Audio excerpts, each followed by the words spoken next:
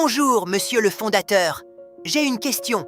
Aujourd'hui, Nathalie est partie rendre visite à sa mère. Je suis donc seule et j'ai une question urgente. S'il vous plaît, aidez-moi à comprendre ce phénomène. Je voudrais déterminer l'inverse de 250 modulo 87. Je sais que 250 et 87 sont premiers entre eux, donc cet inverse existe, mais je ne sais pas comment le calculer simplement. Avec plaisir, Matbol. Mais avant de commencer, permettez-moi de rappeler deux résultats importants. Premièrement, si deux entiers A et B sont premiers entre eux, alors A admet un inverse modulo B. Autrement dit, il existe un entier U tel que A fois U est congru à 1 modulo B. Deuxièmement, d'après le théorème de Bézout, deux entiers A et B sont premiers entre eux si seulement si il existe deux entiers U et V tels que A fois U plus B fois V égale à 1. C'est justement cette relation que nous allons utiliser pour déterminer l'inverse de 250 modulo 87. Regardez, nous allons utiliser l'algorithme d'Euclide et le tableau de Bézout pour comprendre comment déterminer rapidement l'inverse de 250 modulo 87. Comme 250 et 87 sont premiers entre eux, alors cet inverse existe. Nous allons commencer par effectuer les divisions successives grâce à l'algorithme d'Euclide. Vous pouvez remarquer que j'ai choisi une couleur jaune pour les quotients et une couleur bleue pour les restes, afin de faciliter la lecture du tableau dans quelques instants. Ensuite, nous allons dresser le tableau de Bézout dans lequel nous retrouvons les quotients, les restes, ainsi que le coefficient U et V. Je vais maintenant reporter dans ce tableau les valeurs obtenues par l'algorithme d'Euclide. Pour commencer, je place sur la première ligne U égale à 1 et V égale à 0. Sur la deuxième ligne, U égale à 0 et V égale à 1. J'ajoute également le repère AB, comme vous pouvez le voir dans le tableau. Ce repère va nous permettre d'effectuer les calculs étape par étape. Pardon, pourquoi 1 et 0 puis 0 et 1 pour U et V? Excellente remarque, Matbol.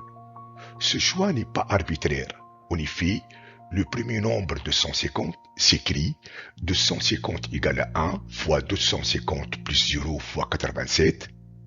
Donc ces coefficients sont naturellement U égale à 1 et V égale à 0.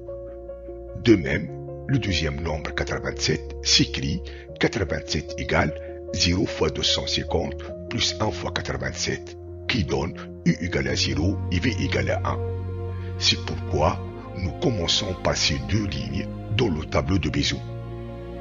Après avoir placé le repère A et B, comme vous le voyez dans le tableau, le principe maintenant est simple et efficace.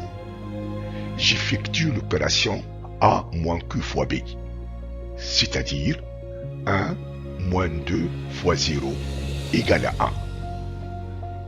J'obtiens ainsi le nouveau coefficient de U, U égale à 1. Ensuite, je déplace le repère A et B vers la colonne suivante, comme vous le voyez, puis j'effectue une nouvelle fois la même opération.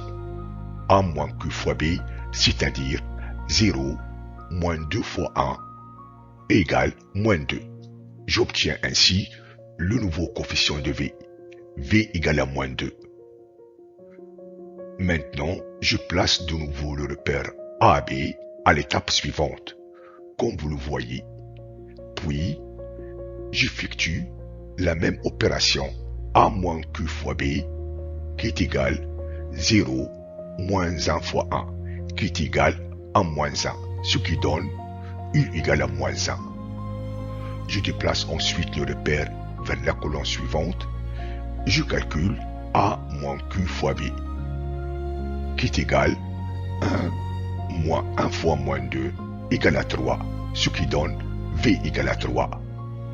Nous constatons que le principe reste toujours le même. Nous allons donc poursuivre de la même manière jusqu'à la dernière ligne du tableau, qui donne U égale à moins 8 et V égale à 23. Cela signifie que 250 fois moins 8 plus 87 fois 23 égale à 1. c'est-à-dire le couple UV égale moins 8, 23. Maintenant, Matbol, nous allons utiliser cette relation pour déterminer l'inverse de 250 modulo 87. D'après l'identité du bisou, on obtient 250 fois moins 8 est congru à 1 modulo 87.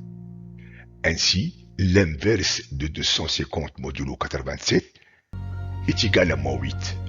Et comme on préfère généralement donner un nombre positif, on écrit donc moins 8 est congru à 79 modulo 87.